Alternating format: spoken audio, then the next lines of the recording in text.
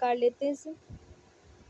ठीक है, ये जो आपका ब्रेन है और हमारे पास स्पाइनल कोड है। जो आपका सेंट्रल नर्वस सिस्टम है वो ब्रेन और स्पाइनल कोड पर मुश्तमिल है।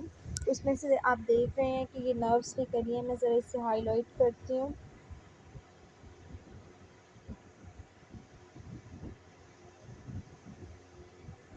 ये जो है ब्रेन, और ये हमारे पास क्या है जी जनाब, स्पाइनल कॉर्ड है।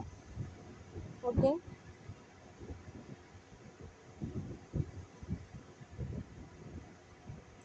अब ये जो ब्रेन और स्पाइनल कोड है, इन दोनों में से हमारे पास ये नर्व्स निकल रही हैं। ये आपको नर्व्स नज़र आ रही होंगी।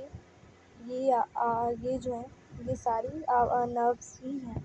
ठीक है, ये जो निकल रही हैं ये सारी नर्व्स हैं।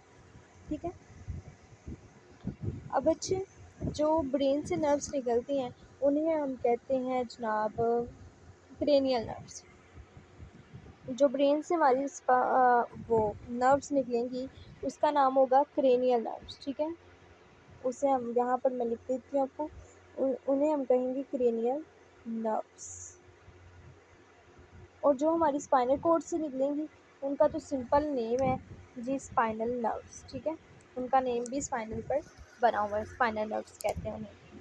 ठीक है, जो हमारे पास ब्रेन से निकलती हैं वो 12 पेयर्स हैं।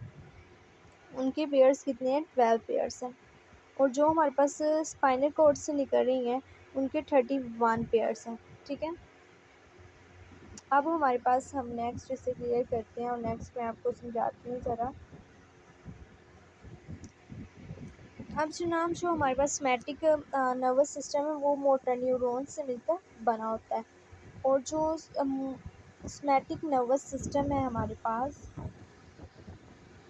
क्या कहते हैं सोमैटिक, ये आपको नज़र नहीं आ रहा, मैं दूसरे से काट देती हूँ। सोमैटिक नर्वस सिस्टम है जो, उसमें क्या होता है हमारे पास बच्चे, उसमें हमारे पास वोलेंट्री एक्शंस होते हैं। ये जो होता है कि वोलेंट्री एक्शंस को कंट्रोल करता है, वोलेंट्री एक्शंस को, यानी कि जो हमारे कंट्रोल में होते हैं एक्शन। ठीक है, और इसमें जो दूसरी चीज़ आती है मोटर न्यूरॉन्स में, वो होता है autonomic nervous system. Autonomic nervous system,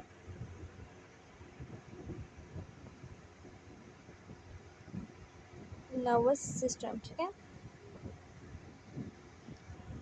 ये जो ऑटोनॉमिक नर्वस सिस्टम होता है इसमें आगे फर्दर जो होते हैं दो हमारे पास नर्वस सिस्टम है, सिंपैथेटिक नर्वस सिस्टम और हमारे पास है जी पैरासिम्पैथेटिक नर्वस सिस्टम। पहले हम सिंपैथेटिक नर्वस सिस्टम को जो है वो स्टडी करते हैं। सिंपैथेटिक नर्वस सिस्टम हमारे पास क्या होता है, यहाँ पर हम देख लेते हैं कि सिंपैथेटिक जो नर्वस सिस्टम है हमारे पास क्या होता है, नर्वस सिस्टम। ओके, इसमें जी हमारे पास ये जो होता है हमारा अराइज होता है middle portion of the spinal cord. ये हमारे पास फर्ज करने की एक स्पाइनल कोड है, जो इसका मिडिल वाला पोर्शन होगा उसमें से जो अराइज होगा उसे हम कहते हैं सिंपैथेटिक नर्वस सिस्टम है जी।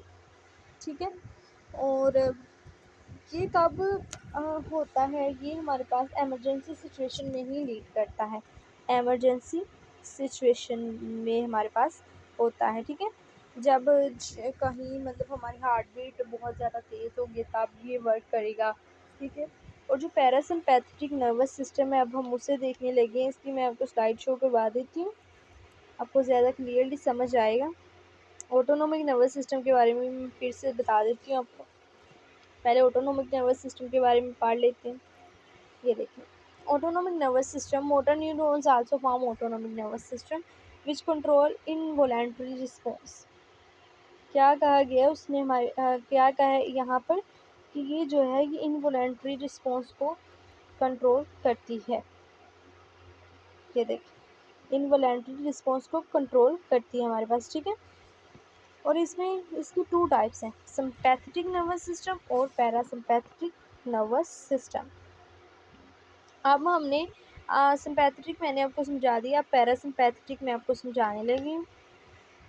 हमने ज़रा गौर से देखना है, ये जो सिंपैथेटिक और पैरासिम्पैथेटिक है इन दोनों के दरमियान जो है ना बहुत दफ़ा डिफरेंस पूछा जाता है। ये हमारे पास पैरासिम्पैथेटिक नर्वस सिस्टम है हमारा, ठीक है। पैरासिम्पैथेटिक नर्वस सिस्टम में क्या होता है, वेगस होता है, नज़र आ रहा होगा, वेगस नर्व है, वो होती है इसके अंदर। और वो जब इकट्ठी हो जाती हैं तो क्या होता है, जो स्पाइनल कोड का नीचे वाला पोर्शन होता है, जो स्पाइनल कोड का नीचे वाला पोर्शन, ये हमारे पास स्पाइनल कोड है, इसका जो सबसे नीचे वाला पोर्शन होगा तो उसे ये लीड करेगी। और ये प्रमोट करता है इंटरनल रिस्पॉन्सेस को, यानी कि जब हम यानी कंट्रैक्शन ऑफ प्यूपल्स, जब हम रेस्ट स्टेट में बैठे हुए हैं तब ये लीड करेगा, ठीक है। बस आज का टॉपिक जो था वो इतना ही था। इंशाल्लाह हम फिर नेक्स्ट स्टडी करेंगे। थैंक्स।